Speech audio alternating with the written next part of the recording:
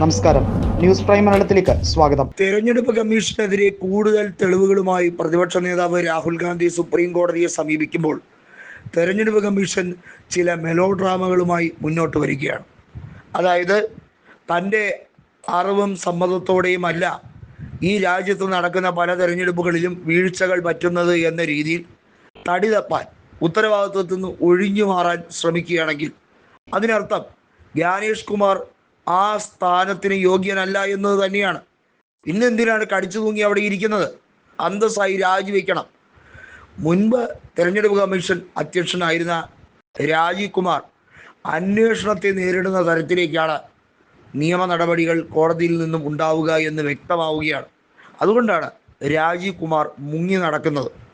ഈ രാജ്യത്ത് എവിടെ വെച്ചെങ്കിലും പിടിക്കപ്പെടുമോ എന്നതായിരുന്നു രാജീവ് കുമാറിൻ്റെ ഏറ്റവും വലിയ ഭയം. അതുകൊണ്ടാണ് അദ്ദേഹം മാൾട്ടയിൽ സുഖവാസത്തിന് പോയിരിക്കുന്നത്. ഒന്ന് ആലോചിക്കണം, ഇന്ത്യയിൽ കള്ളത്തരം മുഴുവൻ കാണിച്ച് ജനലക്ഷങ്ങളെ മുഴുവൻ കബളിപ്പിക്കുന്ന വലിയ രീതിയിൽ കേന്ദ്ര സർക്കാരിന് ഒത്താശ ചെയ്തു കൊടുത്ത ഒരു വ്യക്തിയാണ് രാജീവ് കുമാർ എന്നത് വള്ളിപുള്ളി തെറ്റാതെ പ്രതിപക്ഷ നേതാവിന് തുറന്നു പറയാൻ എങ്ങനെ ധൈര്യം വന്നു? അതിന് കാരണം തെളിവുകളുടെ അടിസ്ഥാനത്തിലാണ്. ബൂത്ത് അടിസ്ഥാനത്തിൽ നടന്ന കള്ളത്തരവും അതിനെ തുടർന്നുണ്ടായ തിരുത്തലുകളും, അതായത് അതൊക്കെ രേഖയിൽ നിന്നും മായ്ച്ചു കളയാൻ, മുഴുവൻ എവിഡൻസുകളും നശിപ്പിക്കാൻ രാജീവ് കുമാർ ബോധപൂർവം ശ്രമങ്ങൾ നടത്തി. അതിൻ്റെ തുടർച്ച എന്ന രീതിയിൽ തൻ്റെ പിൻഗാമിയായി വരുന്ന വ്യക്തി തന്നേക്കാൾ മിടുക്കനായിരിക്കണം ഈ രീതിയിലുള്ള കൃത്രിമത്വം കാണിക്കാൻ, ഈ തരത്തിലുള്ള ടാപ്പറിംഗ് നടത്താൻ എന്ന് രാജീവ് കുമാർ കൃത്യമായി കേന്ദ്ര സർക്കാരിനോട് പറഞ്ഞത് തന്നെയായിരിക്കും എന്നാണ് പ്രതിപക്ഷ നേതാവ് പറയുന്നത്. കാരണം ജ്ഞാനേഷ് കുമാറിൻ്റെ മുഖത്തെ പരിഭവം, അദ്ദേഹം പെട്ടുപോയിരിക്കുന്നൊരവസ്ഥ, അദ്ദേഹത്തിൻ്റെ ഇപ്പോഴത്തെ ഈ നിസ്സംഗത, അദ്ദേഹം പുലർത്തുന്ന ഈ രീതിയിലുള്ള സമീപനം വളരെ രീതിയിൽ അപകടം വരുത്തി വയ്ക്കുന്ന സാഹചര്യമാണ് ഉള്ളത് എന്ന് കൃത്യമായി തന്നെ പ്രതിപക്ഷ നേതാവ് രാഹുൽ ഗാന്ധി പറഞ്ഞിരിക്കുകയാണ്.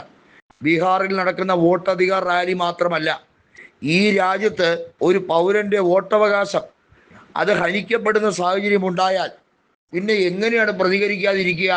സ്വാഭാവികമായും ഈ രാജ്യത്തെ ജനങ്ങൾ അസ്വസ്ഥരാകും. അവരുമായി ബന്ധപ്പെട്ട വിഷയങ്ങളിൽ സമനില തെറ്റുന്ന രീതിയിലേക്ക് പലർക്കും പ്രതികരിക്കേണ്ടി വരും. അത് സുപ്രീം കോടതി അതിൻ്റെ ഗൗരവത്തോടെ കണ്ട് അതിന് ഉചിതമായ നടപടി എടുക്കുക എന്നുള്ളത് മാത്രമാണ് ഇനി അവശേഷിക്കുന്നത്. ജ്ഞാനേഷ് കുമാറിൻ്റെ മെലോഡ്രാമ അവിടെ തന്നെ നിൽക്കട്ടെ. അദ്ദേഹത്തിൻ്റെ പല ഭീഷണികൾക്കും വഴങ്ങേണ്ട കാര്യമൊന്നുമില്ല. കേന്ദ്ര സർക്കാരിനെ ഭീഷണിപ്പെടുത്തുന്ന അല്ലെങ്കിൽ അവർക്ക് ബുദ്ധിമുട്ടുണ്ടാക്കുന്ന ചില നടപടിക്രമങ്ങൾ ജ്ഞാനേഷ് കുമാറിൻ്റെ ഭാഗത്തു നിന്നും ഉണ്ടാകുന്നു എന്ന റിപ്പോർട്ട് വരുമ്പോഴും ഒരു കൂസലുമില്ലാതെ തന്നെയാണ് പ്രതിപക്ഷ നേതാവ് നിൽക്കുന്നത്. തനിക്ക് ശരിയെന്ന് തോന്നുന്നത് തന്നെയാണ് ചെയ്യുന്നത്. അത് ഇനിയും ചെയ്തുകൊണ്ടേയിരിക്കും.